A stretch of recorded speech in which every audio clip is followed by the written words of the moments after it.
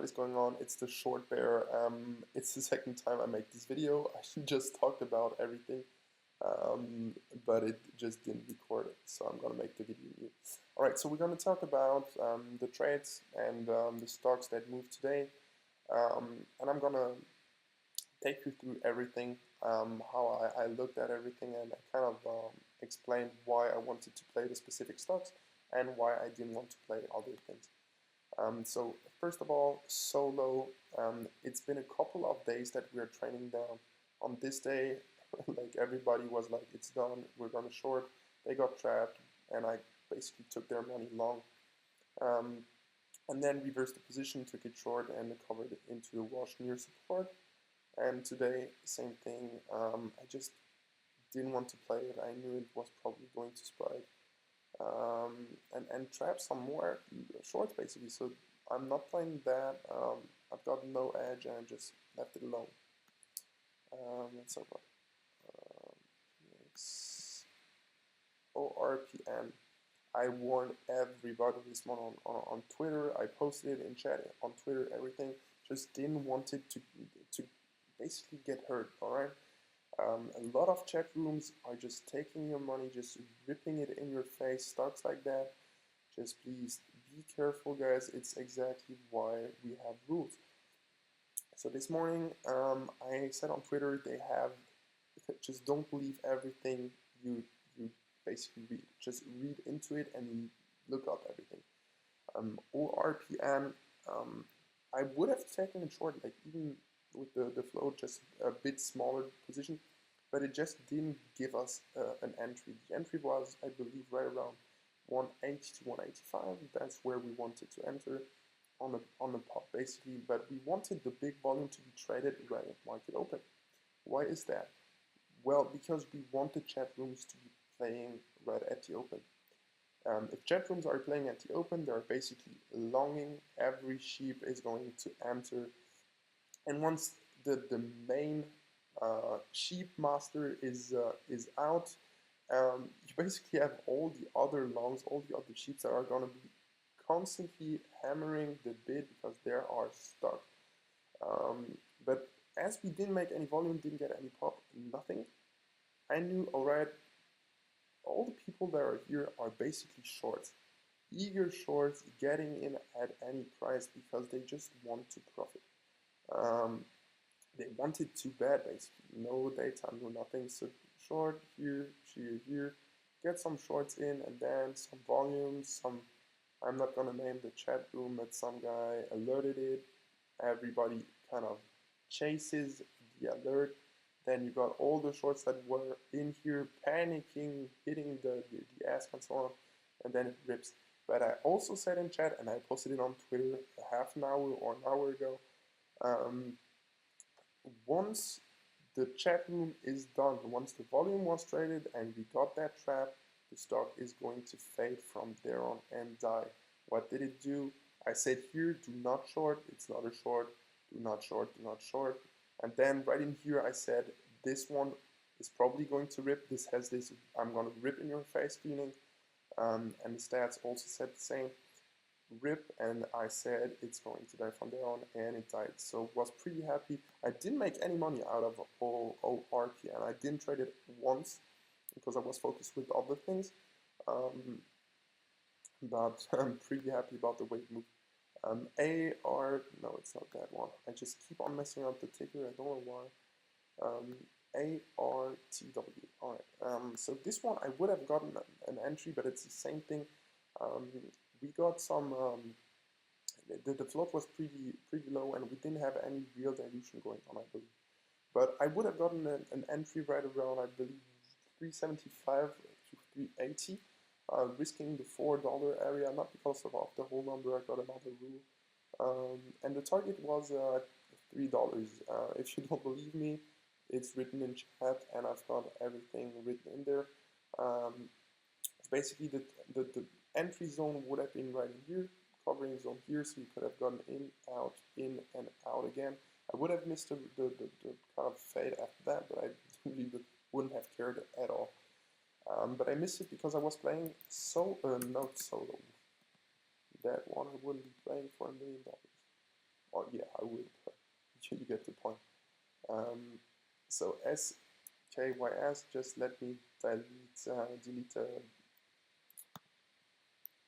the chart or the lines if I can, if my platform lets me right now.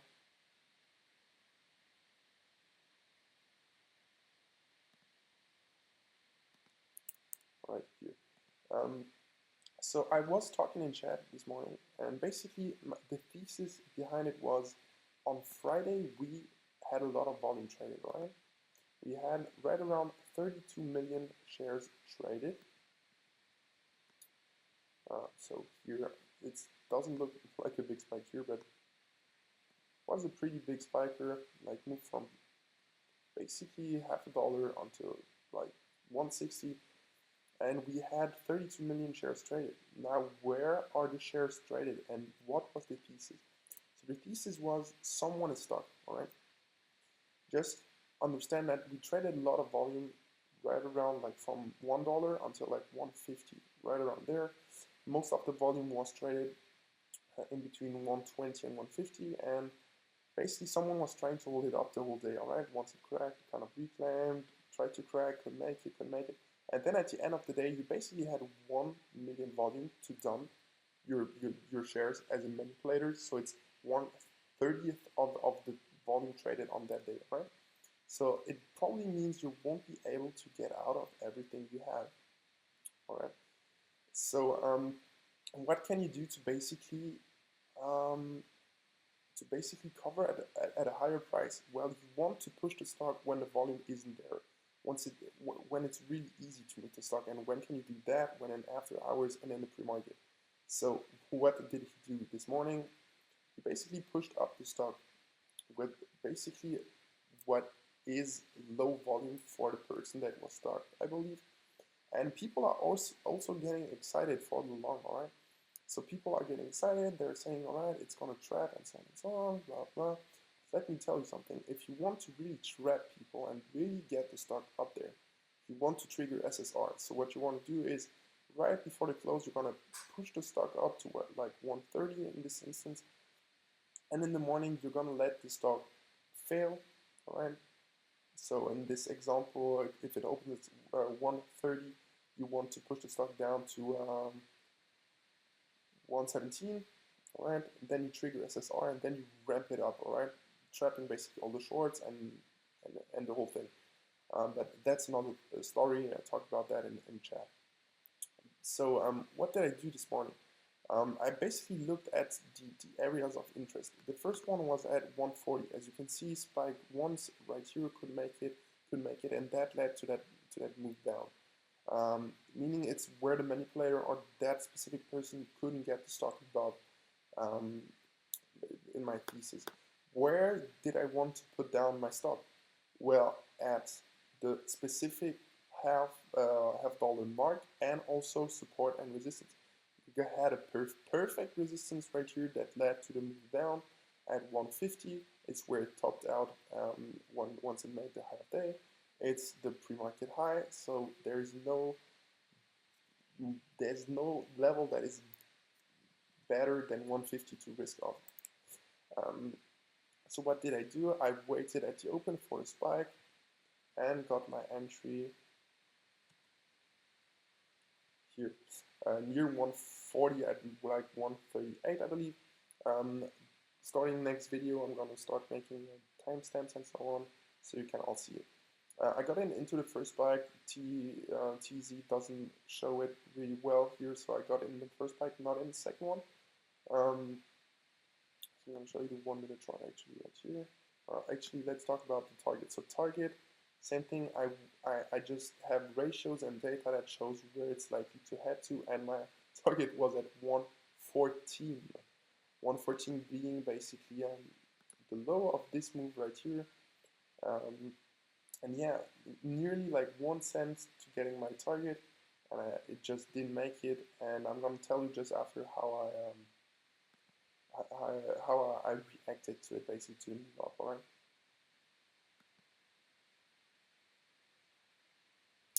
So this morning, as you can see right here, you can see better. We spiked on the first candle, and I got my entry right in here try to push down, try to make a new low basically, and kind of trap here. But then we saw some big orders like hitting the bid, kind of um, the thesis I had. So someone is unloading basically and making it seem strong. So did that and then faded, faded, faded, faded. And I wanted basically to recycle my shares. I had basically a range that I wanted to trade it in, which was like 144 or like 146, I don't remember, so like 140. And that's why I wanted to recycle my shares. And I wanted to basically see a push under the lows, kind of trap a bit, and then spike back into the 140 to basically add back, and then get the real move um, towards basically my target, which was at 114. So I covered some, as you can see right here, into the push down. So I got it. That is where I put down my order on TZ. I don't know why, but it's like that. So I put down my order at that time, and I got filled basically at the price, which hit right here as it came down. So I wanted that, and then basically on that push up, I wanted basically to move back up into the 140 area, like 135, 140 area. That's why I wanted it, and then the move down. But it didn't. It got to 115, 110 from my target area, as I said.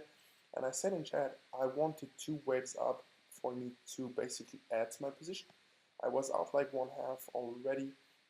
I saw the first move, so the first bounce, and I don't add into the first bounce. I waited. It pushed up, and I got short right in here, right at the resistance area, which was held basically in the pre-market action here, and basically now it's retesting here, but no volume to break through. So the likelihood for it to break over is not as big. So as you can see, I got my ad right in here on this candle. Got down, and kind of then reclaim.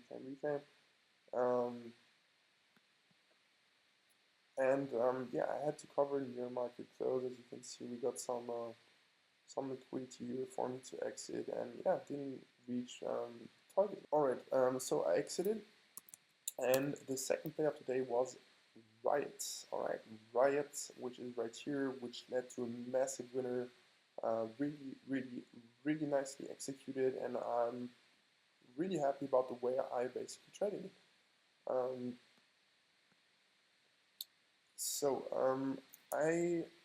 As I said, I made the video just before, so I'm just gonna erase those lines and explain to you exactly what I saw. Right, so RIOT is on my nasty list. What does that mean? I have a list of toxic tickers where I know that they get manipulated a lot, played around with, and so on and so on. Basically, stocks that are really hard to play. Those stocks, so as you know, history repeats itself, and stocks tend to move the same way that they did in the past. That's why we look at the previous runs, at the behavior of the spikes, and so on, because it really repeats. So we saw in the morning it spiked. I just didn't look at it. I knew, all right, I'm just going to let it do its thing until I see something real. My cats kind of talked about it already a bit in this video. Check his video out, really nice. But it spiked, and yeah, we saw some volume, kind of the volume fading, as you can see. And the real like starting point of the run where I got interested is basically here on the breakout. So as you can see, volume fading is the thing that I want to see when stock get down. So once they fade, I want a volume decrease because the longs are going to be bad. But on this one, it kind of grinded up, pushed, and then volume really started getting in, all right? And as you can see, it breaks the resistance line, gets over it, basically supports the so it supports the new support, which was previously resistance, and it has volume, so no trade there. Pushes, comes down to support, no trade there. Pushes over cleanly, comes down, no trade at all. This here, same thing as Mike told you. It's basically the first point where I really thought, all right, this might actually become the starting point of my short, but I didn't take it there just because I wanted the time to be like right around 2 when I know, right, the odds are better. And the volume was also kind of, it was still big, all right? So we pushed on Um, one sec, so 55, 165,000 shares against on this plus 180. So as you can see, almost the same volume. So it's still okay-ish, but I want to see a volume increase. That could have been even better. As you can see, we pushed over it once more, beating basically that volume just before, and basically we saw the same volume. But on the whole way up, we basically had that trend line that supported. And as you can see with the volume, every time we made a new low, a new high, I mean, the volume increased, all right? The volume still increased. Now, where did it get interesting? Well, it made that new high, all right, on the volume. And that's where kind of the volume started to kind of get to that point where it doesn't want to make, to break out on bigger volume. And this here, as you can see, the last breakout was the first time where we didn't get enough volume to really break through. So we got that high, but it broke out by like 3 cents, came back into the range, tried to push, as you can see, tried to push here, but like look at the volume. No volume coming in whatsoever to push. Um, Same move kind of tries to push, but like no big volume, no big volume. Look at the stocks previously, like we did some pretty big volume, multiple candles, kind of supporting. And then here, like no volume, just one strike, and it kind of stops right away.